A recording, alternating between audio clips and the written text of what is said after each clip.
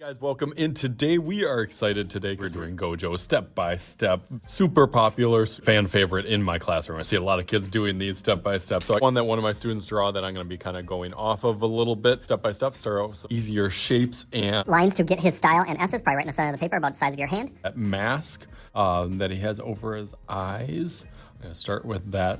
Leaving a little bit of room on top for his hair, zigzagging up and down, dips down a little bit, then goes back up, meets almost like some sunglasses, and then goes back over here. Go over that a little bit darker.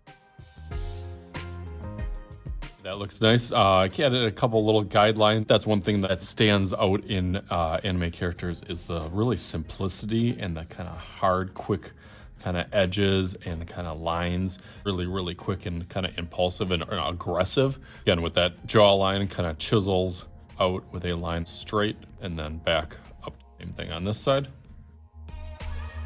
His collar will kind of come around. Let's go up to the hair. You can see I kind of dropped this down a little bit just so I had enough room for that hair. Hair has like a lot of like zigzags kind of going back and forth. Some of those lines, get some of those feelings as it goes to the top here, and then kind of really does that same type of style over on this side with really action lines kind of going back and forth and back and forth. And some having a little bit more of a like point to them and then slashing right back out. Just go around kind of that hairstyle.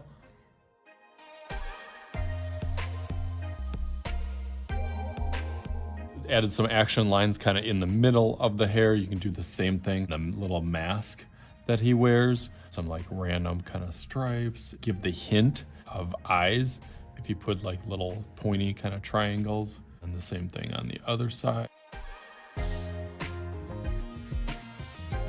Like one of his trademark features is really minimalistic face features, whether it's just like a little dash here, kind of for the nose, nostrils, and then for the mouth, it's really just a straight line, and then another straight line with a little bit of an arch. Put some little lines under that, a little hint of a neck, and his collar, a little over of that jaw angle. And that goes, out to the side.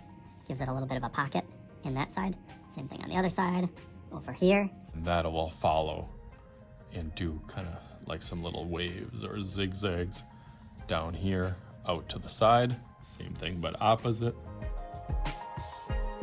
Arch line that goes around.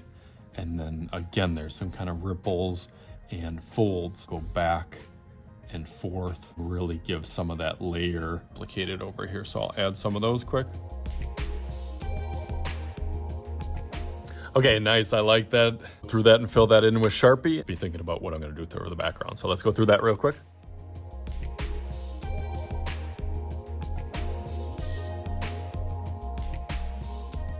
All right, I had to take a little break because I forgot, if you haven't noticed by now, forgot some ears on him. So I'm gonna add some on each side. Just kind of curves from one side out to the other. Has some kind of angles and little dashes on the inside.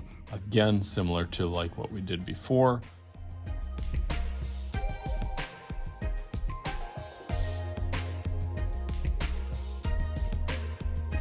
All right, so there we got Gojo looking awesome with just the clean black lines, but I am not done. I've only just begun. So let's make him do a little bit of magic since he has some special powers. So just like that. Boom. All right, look at that. I thought it looked awesome with the background, a little bit more aggressive and coloring in. I don't get to see these colored in too much, so this is my take on it. It doesn't have to be perfect, just have some fun with it, and hopefully you guys did as I did, going through all the different colors and paints and even doing a little background. So hopefully you guys had fun with this. As always, I am Mr. Shooty. This is Mr. Shooty's art channel, and we'll talk to you guys later.